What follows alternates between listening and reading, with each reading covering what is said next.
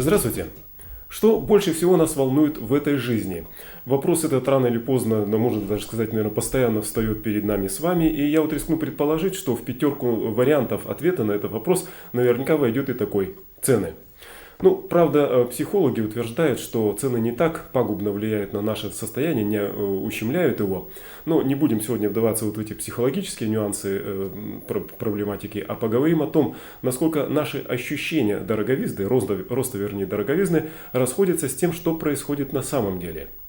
Но вначале несколько слов о наиболее значимых событиях дня. Здравствуйте! Вчера мы сообщали о начале в Верховном суде так называемого дела мэрии. Тогда же предположили, что оно будет долгим. Так и вышло. Несмотря на предварительное слушание 19 января, выяснилось, что не все участники процесса готовы к нему. Очередное заседание состоится 12 февраля. И в чем же причина такого вот длительного переноса? Двое участников процесса, бывший руководитель финансово-казначейского управления Юлия Пругова и бывший заместитель главы администрации Сергей Петров, из-за болезни не успели ознакомиться с материалами дела.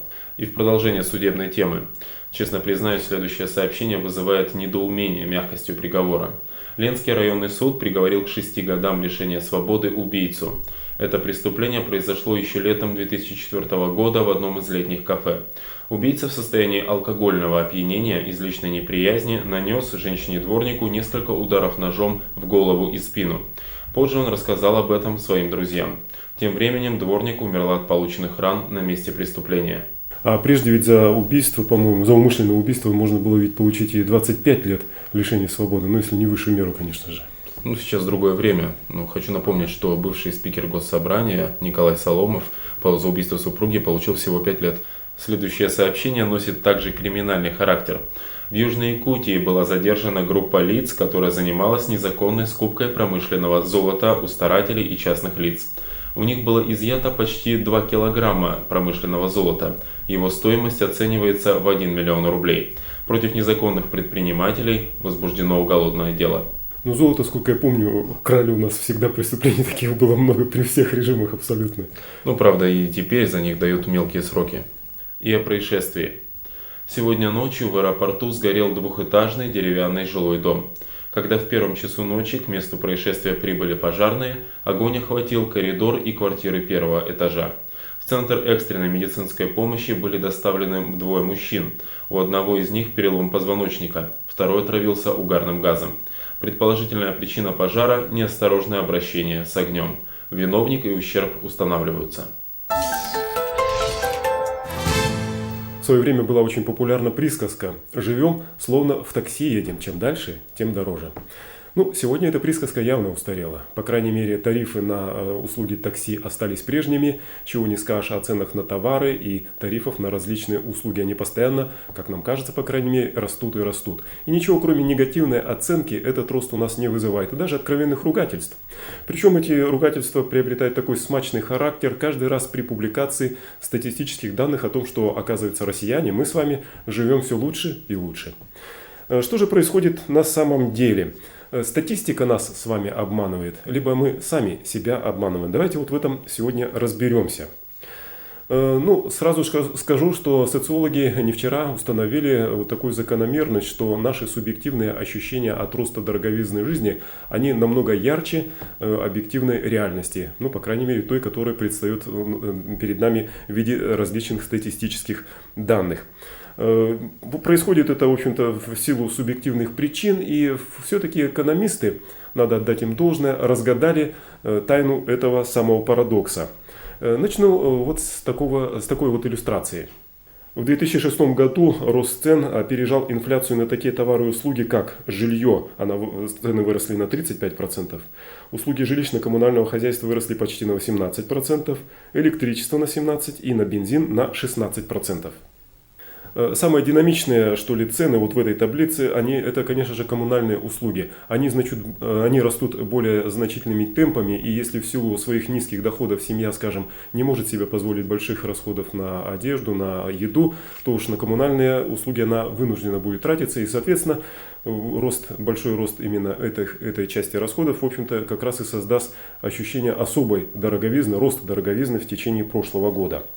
Ну, надо сказать, что впечатление от наших с вами расходов будет еще более мрачным, повторюсь, в том случае, если наши ожидания не оправдались в связи с ростом наших с вами доходов. Ну, а надо сказать, что в прошлом году оптимизма рост зарплаты, в общем-то, никак не придавал, не способствовал этому. Ну, рост, собственно говоря, был. Сейчас мы с вами узнаем официальную версию этого роста, но при этом не забудьте, пожалуйста, о том росте на серьезные такие расходы, которые мы потратили в прошлом году, которые я уже приводил в самом начале этого комментария.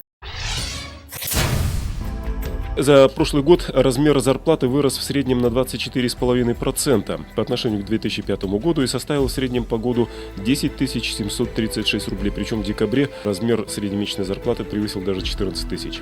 Правда, в реальном сравнении средняя зарплата за год выросла с вычетом инфляции на 13,5%. Конечно, для части якутян рост доходов за прошлый год был многократно выше. И для них проблема не в том, как дожить до следующей получки, а как бы поинтереснее вложить излишки денег. Так вот, по свидетельству экспертов, прошлый год для них тоже оказался проблематичным. Большие деньги, как выяснилось, еще не гарантия теплого приема, в частности за границей. Там в прошлом году нашим богачам не удалось купить зарубежных активов на сумму свыше 50 миллиардов долларов. Большинство сделок купли не состоялось по политическим причинам, полагают эксперты. Россиян считают либо агентами Кремля, либо разбогатевшими бандитами.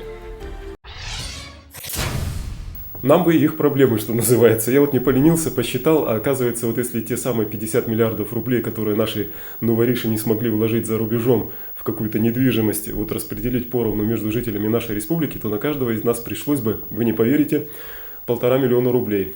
Ну, я вполне отдаю себе отчет, что, наверное, вот это сообщение для очень многих телезрителей, в общем-то, остается только мечтой.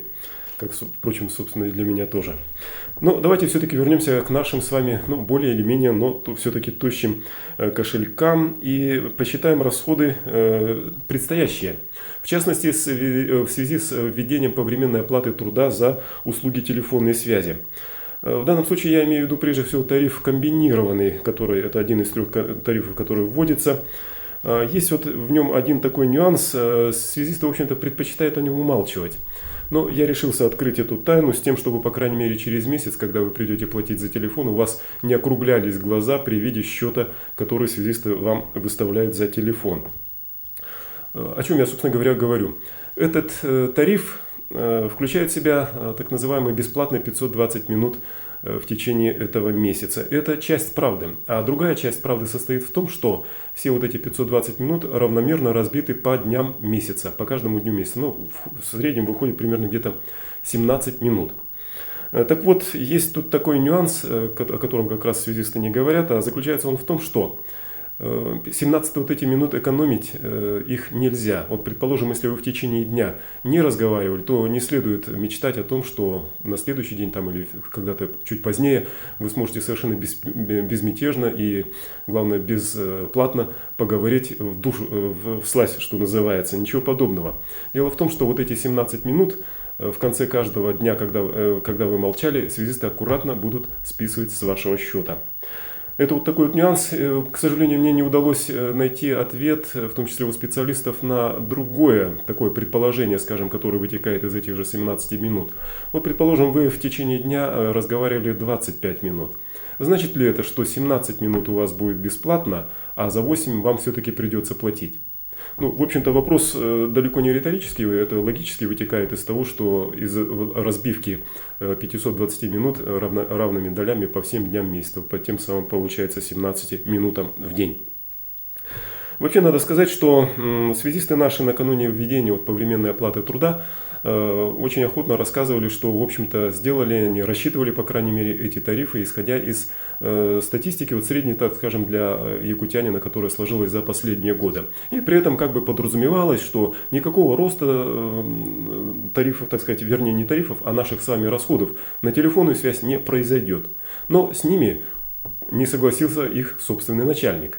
По оценке гендиректора компании «Связинвест», а она теперь, собственно говоря, владелица и нашего Сахателекома, так вот, по его оценке, тарифы для населения в результате введения тарифных планов возрастут примерно на 11,5%.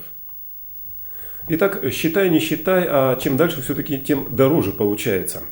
То, что я вам сегодня вот пытался проделать, разобраться в том, что живем мы все-таки на самом деле лучше или наоборот, в общем-то, делал я это не для того, чтобы лишний раз, так сказать, состроить плохую мину и сказать, да, плохо живем и так далее, и так далее.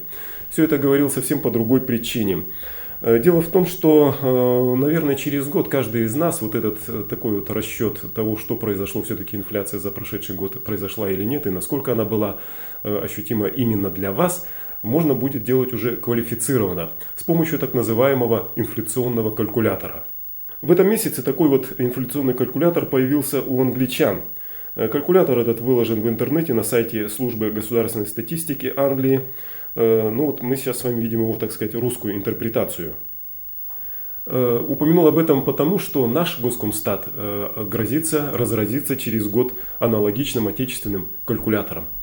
Между прочим, для того, чтобы воспользоваться этим самым калькулятором через год, уже сейчас, вот буквально в эти дни, нужно собирать кассовые чеки на те продукты, скажем, или товары, услуги, которыми мы с вами регулярно из года в год пользуемся. С тем, чтобы через год можно было сопоставить свои вот субъективные ощущения, действительно, так сказать, поверить этой гармонии арифметики, или как там специалисты в этом случае выражаются.